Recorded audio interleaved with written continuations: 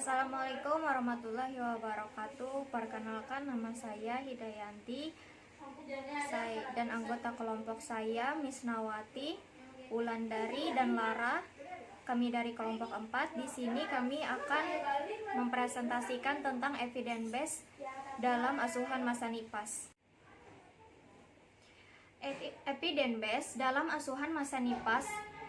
Pengertian evidence base ditinjau dari pemanggalan kata Inggris, maka dapat diartikan evidence base sebagai bukti atau fakta dan base yang berarti dasar. Jadi evidence base merupakan praktik yang dilakukan dengan berdasarkan bukti atau fakta. Evidence base midwifery dapat disimpulkan sebagai asuhan kebidanan berdasarkan bukti melalui penelitian yang telah teruji menurut metodologi ilmiah yang sistematis. Evidence base merupakan suatu istilah yang umum digunakan dalam proses pemberian informasi berdasarkan bukti dan penelitian. Salah satu aspek yang harus dipenuhi dalam memberikan asuhan kebidanan yang bertanggung jawab adalah dengan mengacu pada hasil penelitian yang paling up to date. Hasil penelitian yang didapatkan beserta rekomendasi dari peneliti dijadikan sebagai acuan dalam memberikan pelayanan. Manfaat evidence base. Manfaat yang dapat diperoleh dari pemanfaatan evidence base yaitu keamanan bagi nakes karena intervensi yang dilakukan berdasarkan bukti ilmiah, meningkatkan kompetensi, memenuhi tuntunan dan kewajiban sebagai profesional dalam memberikan asuhan yang bermutu.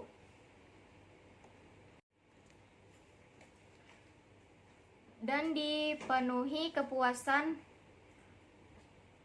penggan yang mana dalam asuhan kebidanan klien diharapkan asuhan yang benar sesuai dengan bukti dan teori serta perkembangan ilmu pengetahuan dan teknologi. Karakteristik evidence base.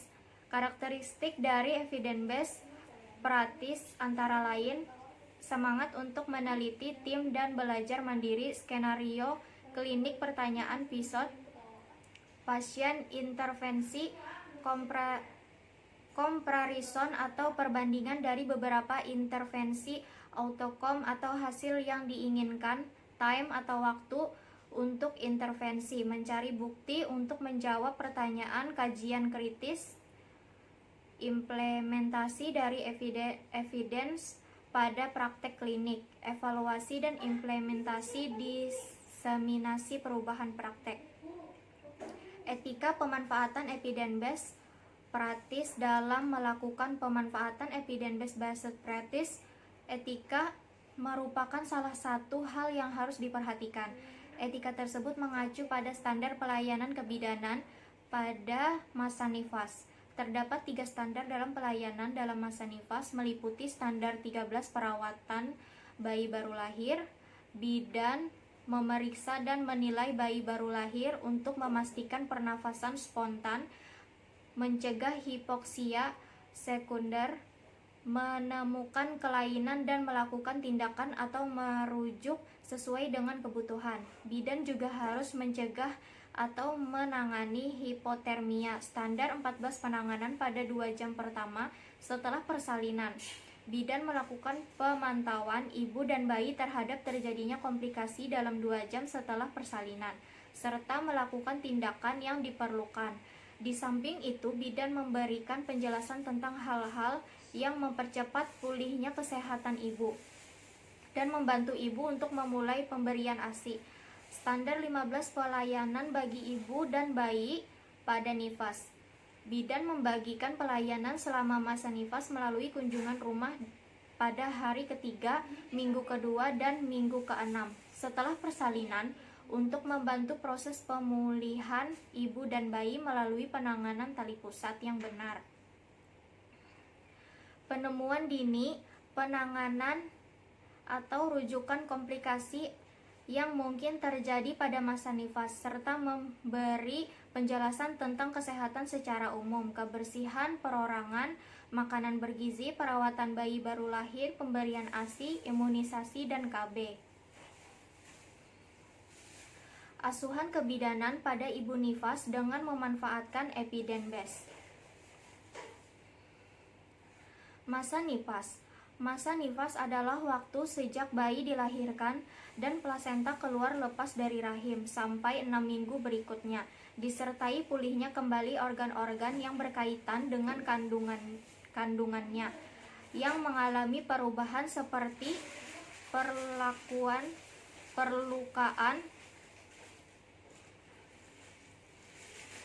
perlukaan dan lain sebagainya berkaitan saat melahirkan. Manfaat evidence base.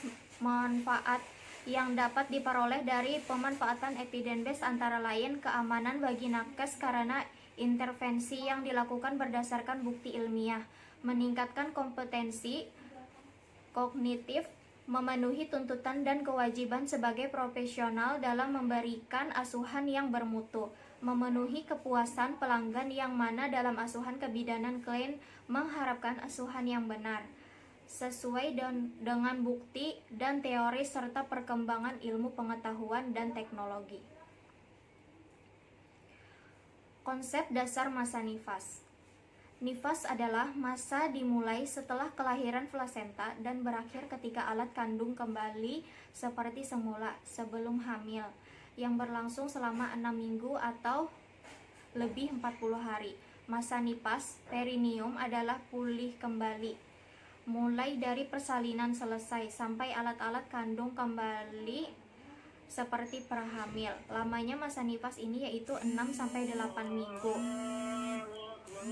Masa nifas dimulai setelah kelahiran plasenta dan berakhir ketika alat-alat kandungan kembali seperti keadaan sebelum hamil, yang berlangsung kira-kira 6 minggu. Masa nifas merupakan masa selama persalinan dan segera setelah kelahiran yang meliputi minggu-minggu berikutnya, pada waktu saluran produksi kembali ke keadaan tidak hamil yang normal. Bagian B, tujuan asuhan masa nifas.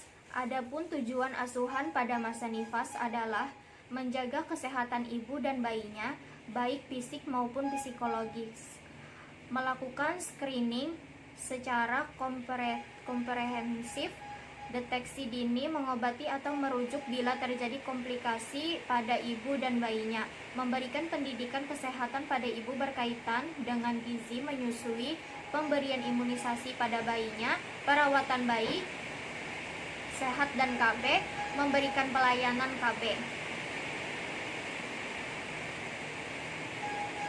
Peran dan tanggung jawab bidan dalam asuhan masa nifas. Peran dan tanggung jawab bidan dalam masa nifas mengidentifikasi dan merespon terhadap kebutuhan dan komplikasi yang terjadi pada saat-saat penting, yaitu 6 jam, 6 hari, 2 minggu, dan 6 minggu. Mengadakan kolaborasi antara orang tua dan keluarga, membuat kebijakan, perencanaan, dan administrator. Tahapan masa nifas. Adapun tahapan masa nifas atau postpartum atau puerperium adalah sebagai berikut. Puerperium dini, masa kepulihan, yakni saat-saat ibu dibolehkan berdiri dan berjalan-jalan. Puerperium intermedial, masa kepulihan menyeluruh dari organ-organ genital, kira-kira 6-8 minggu. Remote puerperium, yang diperlukan untuk pulih dan sehat sempurna, terutama apabila ibu selama hamil atau persalinan mempunyai komplikasi. Perubahan fisik masa nifas, kram dan mules di bagian bawah perut akibat penciutan rahim atau involusi, keluarnya sisa-sisa darah dari vagina atau lochia, kelelahan karena proses melahirkan, pembentukan ASI sehingga payudara membesar, kesulitan buang air besar atau BAB dan BAK, gangguan otot atau betis, dada, perut, panggul, dan bokong, perlukan jalan lahir atau lecet atau jahitan. Perubahan psikis masa nifas. Perasaan ibu berfokus pada dirinya. Berlangsung setelah melahirkan sampai hari kedua atau fase taking in. Ibu merasa khawatir akan ketidakmampuan merawat bayi. Muncul perasaan sedih atau baby blues disebut fase taking out. Hari ketiga sampai ke-10. Ibu merasa percaya diri untuk merawat diri dan bayinya disebut fase letting go. Hari ke-10 sampai akhir masa nifas. Pengeluaran lochia terdiri dari lochia rubra. Hari ke-1 sampai ke-2 terdiri dari darah segar bercampur sisa-sisa ketuban, sel-sel desidua, sisa-sisa vernik caseosa, lanugo, dan meconium. Lochia salmonellata. Hari ketiga sampai ke-7 terdiri dari darah bercampur lendir, warna kecoklatan, Lochia serosa. Hari ke-7 sampai ke-14 berwarna kekuningan. Lochia alba. Hari ke-14 sampai selesai nifas hanya merupakan cairan putih lochia yang berbau busuk dan terinfeksi disebut lochia purulent. Tujuan kunjungan masa nifas yaitu menilai kondisi kesehatan ibu dan bayi, melakukan pencegahan terhadap kemungkinan adanya gangguan kesehatan ibu nifas dan bayinya, mendeteksi adanya komplikasi atau masalah yang terjadi pada masa nifas, menangani komplikasi atau masalah yang timbul dan mengganggu kesehatan ibu nifas maupun bayinya. Yang pertama, kunjungan masa nifas terdiri dari A. Kunjungan 1 6-8 jam setelah persalinan. Tujuannya mencegah perdarahan masa nifas karena atonia uteri, mendeteksi dan merawat penyebab lain perdarahan, merujuk bila perdarahan lanjut, memberikan konseling pada ibu atau salah satu anggota keluarga. Bagaimana mencegah perdarahan masa nifas karena atonia uteri? Pemberian ASI awal melakukan hubungan antara ibu dan bayi, menjaga bayi tetap sehat dengan cara mencegah hipotermi. Kedua, kunjungan 2, 6 hari setelah persalinan. Tujuannya memastikan involusi uterus berjalan normal, uterus berkontraksi, fundus di bawah umbilicus, tidak ada perdarahan abnormal, tidak ada bau, menilai adanya tanda-tanda demam, infeksi, atau perdarahan abnormal. Memastikan ibu mendapat cukup makanan, minuman, dan istirahat. Memastikan ibu menyusui dengan dan memperhatikan tanda-tanda penyakit. Memberikan konseling kepada ibu mengenai asuhan pada bayi, tali pusat, menjaga bayi tetap hangat, dan merawat bayi sehari-hari. Yang ketiga, kunjungan ketiga, 2 minggu setelah persalinan. Tujuannya sama dengan di atas, 6 hari setelah persalinan. Yang keempat, kunjungan 4, 6 minggu setelah persalinan. Tujuannya menanyakan ibu tentang penyakit-penyakit yang dialami, memberikan konseling untuk KB secara dini. Kebijakan program nasional pada masa nifas, pemerintah melalui Departemen Kesehatan juga selalu memberikan kebijakan dalam hal ini sesuai dengan dasar kesehatan pada ibu pada masa nifas, yakni paling sedikit 4 kali kunjungan. Pada masa nifas, tujuan kebijakan tersebut adalah sebagai berikut: untuk menilai kesehatan ibu dan kesehatan bayi baru lahir, pencegahan terhadap kemungkinan adanya gangguan kesehatan ibu nifas dan bayinya, mendeteksi adanya kejadian-kejadian pada masa nifas, berbagai masalah yang timbul dan mengganggu kesehatan ibu maupun bayinya pada masa nifas, adapun frekuensi kunjungan, waktu, dan tujuan kunjungan tersebut meliputi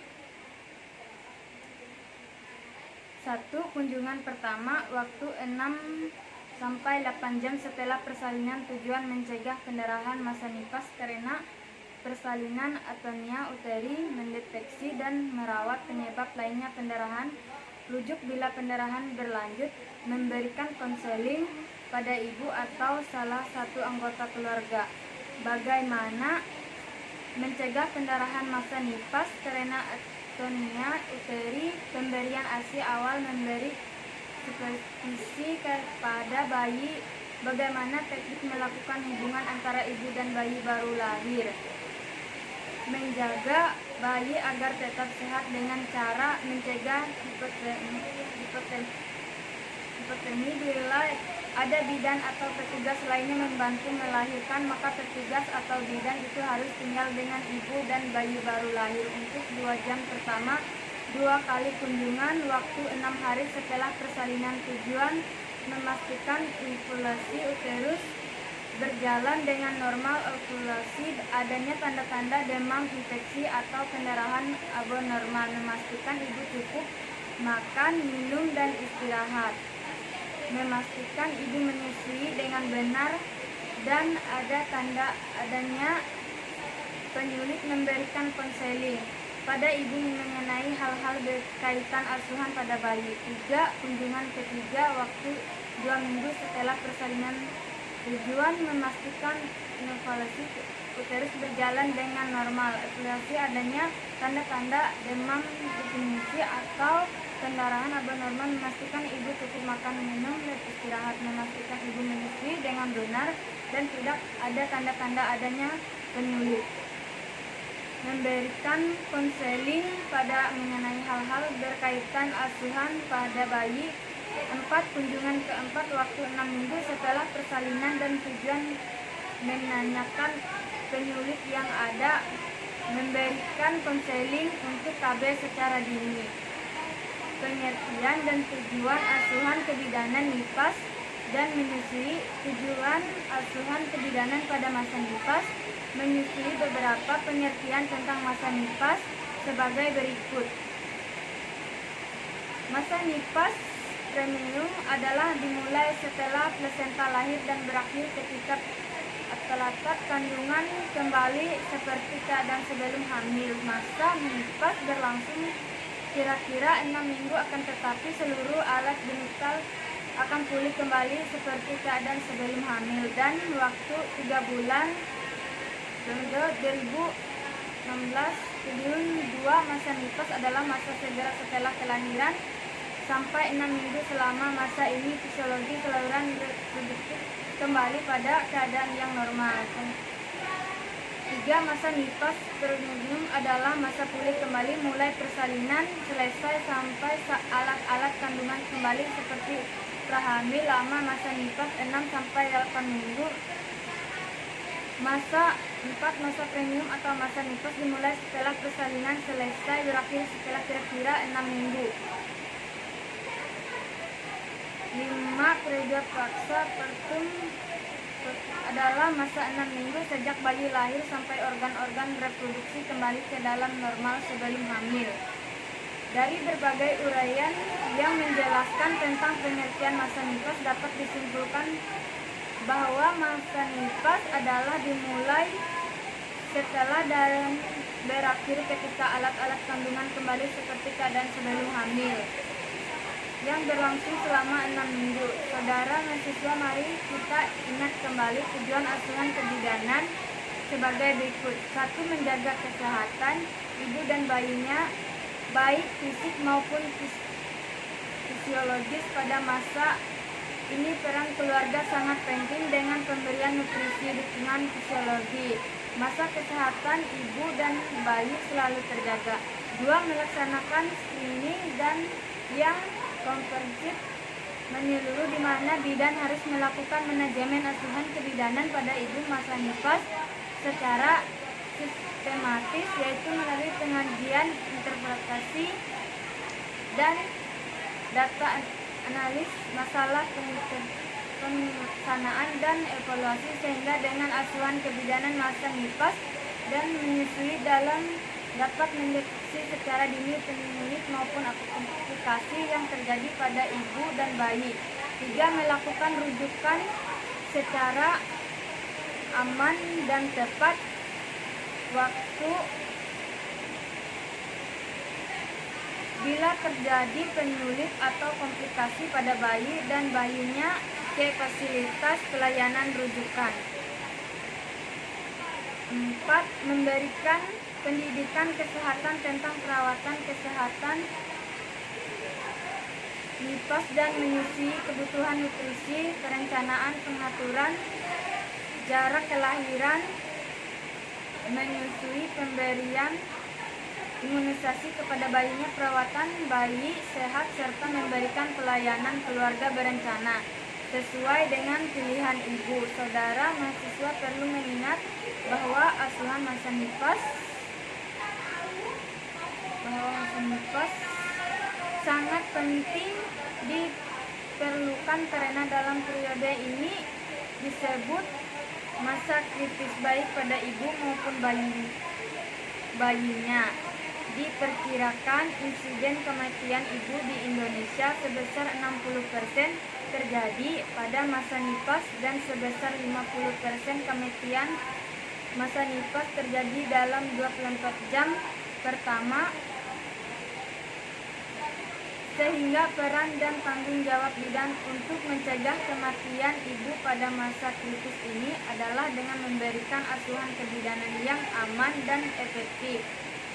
Selanjutnya, saudara perlu melaksanakan peran dan tanggung jawab bidan secara komprehensif dalam asuhan masa nifas sebagai berikut.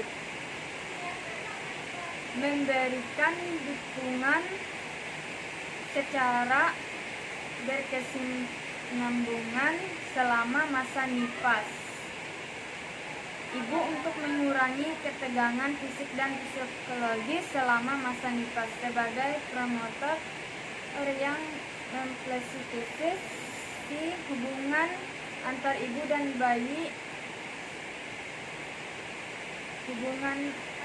ibu dan bayi serta keluarga, mendorong untuk menyusui serta meningkatkan rasa nyaman ibu dan bayi, mendeteksi penyulit maupun komplikasi selama masa nifas, menyusui, serta melaksanakan rujukan secara aman dan tepat waktu sesuai dengan indikasi, memberikan konseling untuk ibu dan keluarganya mengenai cara mencegah pendarahan, mengenali tanda-tanda bahaya pada masa nifas dan menyusui, pemenuhan nutrisi yang baik, serta mempraktekkan personal hygiene yang baik, melakukan manajemen asuhan dengan langkah-langkah pengkajian, melakukan interpretasi data, serta menetapkan diagnosa, antisipasi, tindakan segera terhadap permasalahan potensial, menyusun rencana asuhan, serta melakukan penatalaksanaan dan evaluasi untuk mempercepat proses pemulihan, mencegah komplikasi, serta untuk memenuhi kebutuhan ibu dan bayi selama periode masa nifas, memberikan asuhan kebidanan nifas, dan menyusui secara etis profesional. Program nasional pencegahan umum yang dapat dilakukan oleh ibu hamil, bersalin dan nifas. 1. Cuci tangan dengan sabun dan air mengalir sedikit selama 20 detik.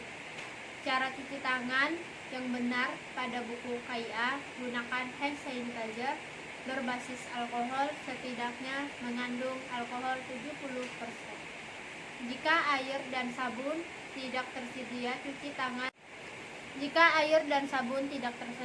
cuci tangan terutama setelah buang air besar (BAB) dan buang air kecil (BAK), dan sebelum makan. Baca buku KIA harus dikombinasikan dengan hand hygiene dan usaha-usaha pencegahan lainnya.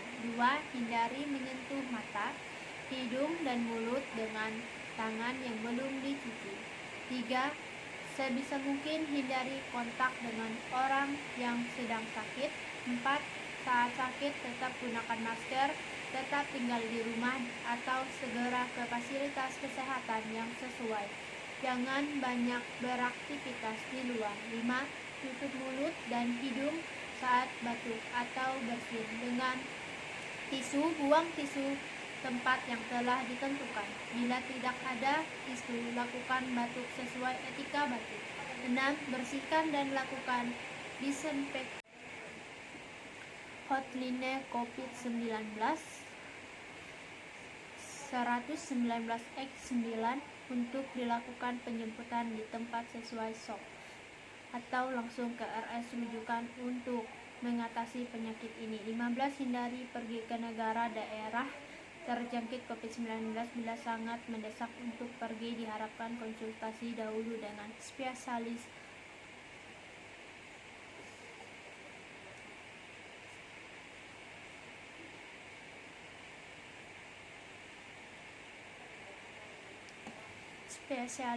obstetri atau praktisi kesehatan terkait.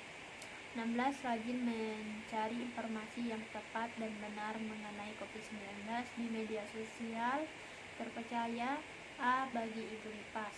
1. Ibu nipas dan keluarga harus memahami tanda bahaya di masa nipas. Lihat buku PA. Jika terdapat risiko atau tanda bahaya, maka periksa dari tenaga kesehatan. 2.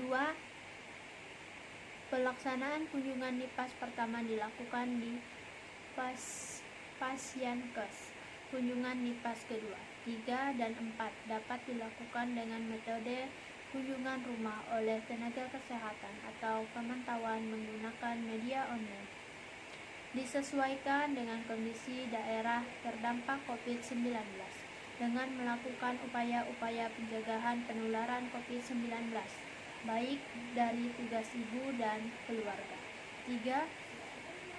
Periode kunjungan nipas KF A. KF1 pada periode 6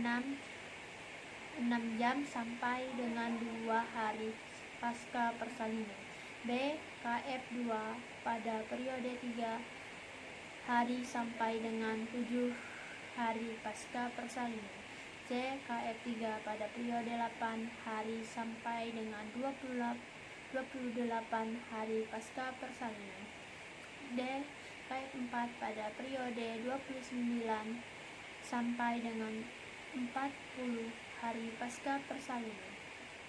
4. Pelayanan KB tetap dilaksanakan sesuai jadwal. Membuat perjanjian dengan petugas diutamakan menggunakan MKJP. Sekian dari video kami, terima kasih.